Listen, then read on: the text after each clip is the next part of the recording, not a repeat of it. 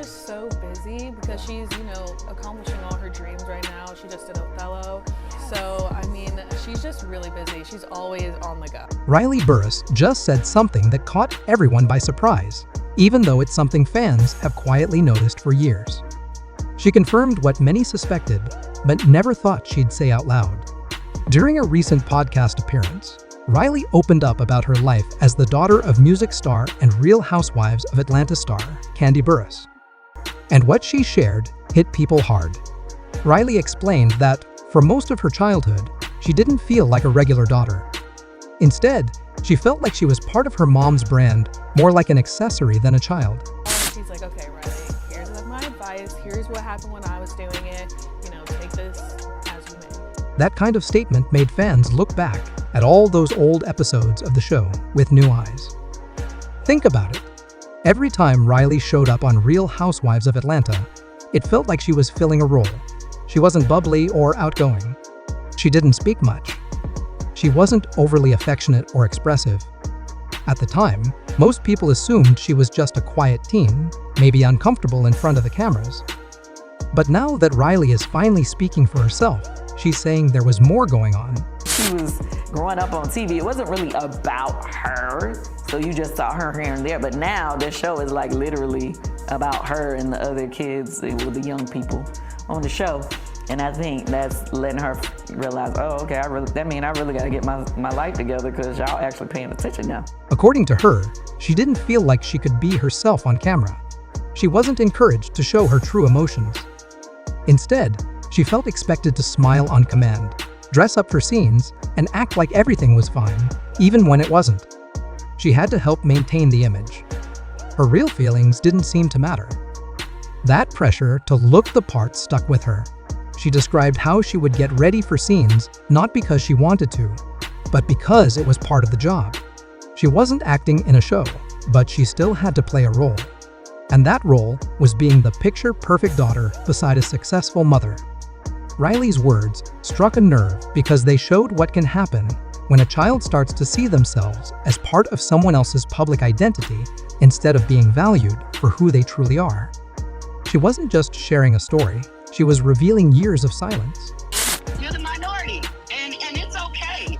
You have to learn how to, make friends in all different circles from all walks of life, and that's one thing that I'm proud of you about, and you're not afraid to speak up for yourself, which you should not be.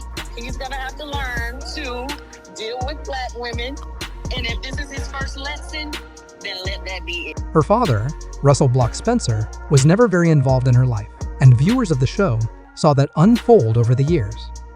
Kandi had spoken about it many times, trying to get him to step up, but what Riley said next changed the way fans saw everything. She said something like, "Sometimes even the parent who is around can make you feel invisible." That statement made people pause. It wasn't just about a missing dad. It was about how even a present parent, one who works hard, attends events, and provides financially, can still fall short emotionally. Riley said her mom showed up physically, but didn't always show up emotionally. Kandi provided everything: food, home, clothes, education, vacations, but Riley didn't always feel seen, listened to, or understood. And for her, that mattered more than any gift or trip. Kandi Burruss, and people might remember me from Real Housewives of Atlanta as a kid. It wasn't about material things. Riley had those. She attended great schools, lived in a beautiful home, traveled, and wore nice clothes. But what she needed most was something no money could buy. She needed her mother's emotional presence. She wanted someone who could pause the fast-paced lifestyle, sit with her, and really listen. She wanted to be noticed, not just in public, but in private. She said, "I needed more than vacations and gifts. I needed my mom to slow down and just see me." That hit people in a way few things do, because that kind of honesty is rare. Riley wasn't trying to be disrespectful. She wasn't blaming Kandi in a harsh way. She wasn't angry. She was just being real. She said her mom was always working, trying to keep everything running. But in doing all that, Riley felt emotionally alone. It wasn't hate or bitterness, it was quiet truth.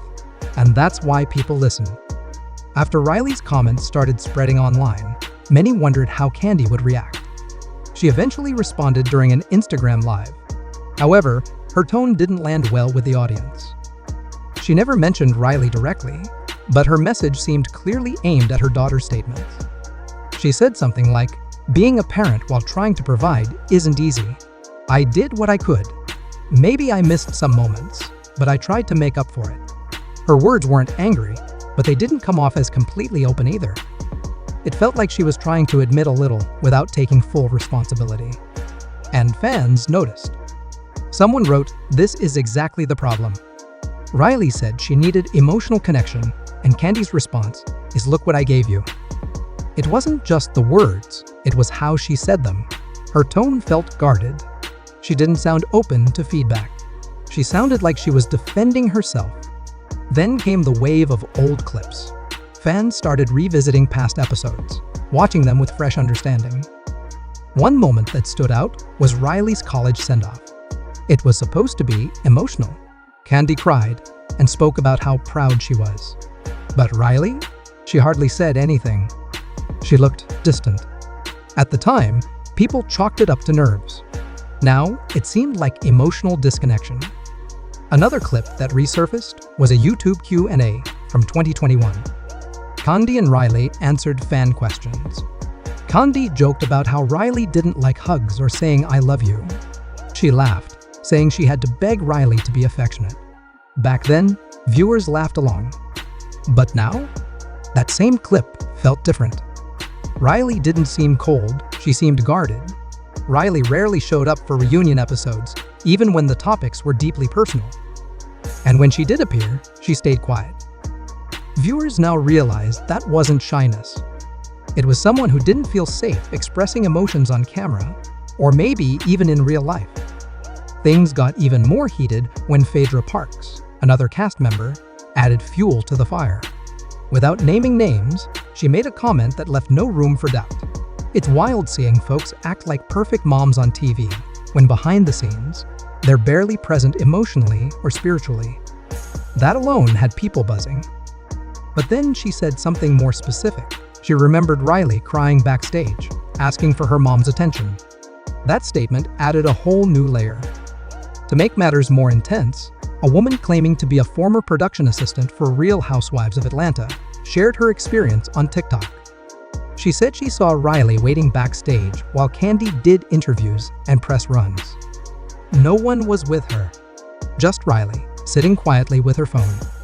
Not causing trouble, just keeping to herself. Not sad, not mad, just alone.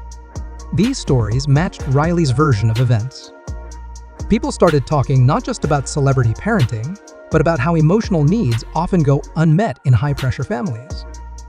Especially within the Black community, the conversation got deeper. Many talked about how Black mothers are often taught to be strong providers, always focused on the next step. They're expected to be tough, always in control. And while that kind of strength is powerful, it can sometimes leave emotional gaps. Riley's story hit home for a lot of people. It wasn't about attacking her mom. It was about sharing how it feels to grow up in a successful household, but still feel emotionally by yourself. Riley's words opened the door for others to reflect on their own families, their childhoods, their unspoken needs. Then things took another turn. A message began circulating online, reportedly from one of Riley's former teachers.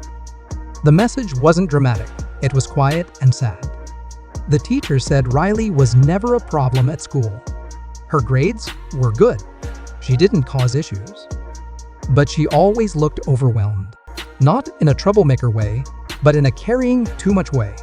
She didn't act out. She wasn't mean. She just seemed heavy, like there was more on her heart than she could show. And that lined up with everything Riley had already said. It painted a picture of a girl who did what was expected, but never quite felt okay. Fans began to look back at old footage differently. Riley wasn't a withdrawn teen. She was a young girl holding in her pain, unsure if it was safe to let it out. Her silence wasn't attitude, it was protection.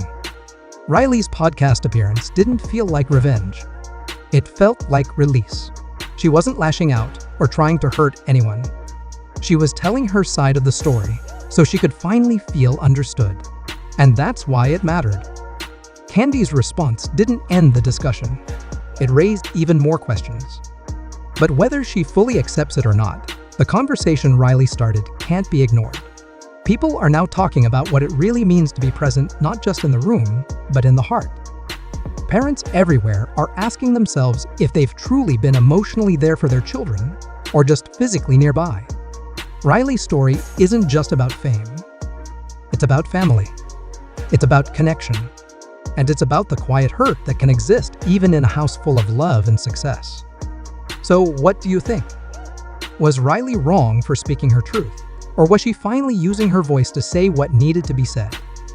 Drop your thoughts below, because this story is far from over. Let's keep the conversation going.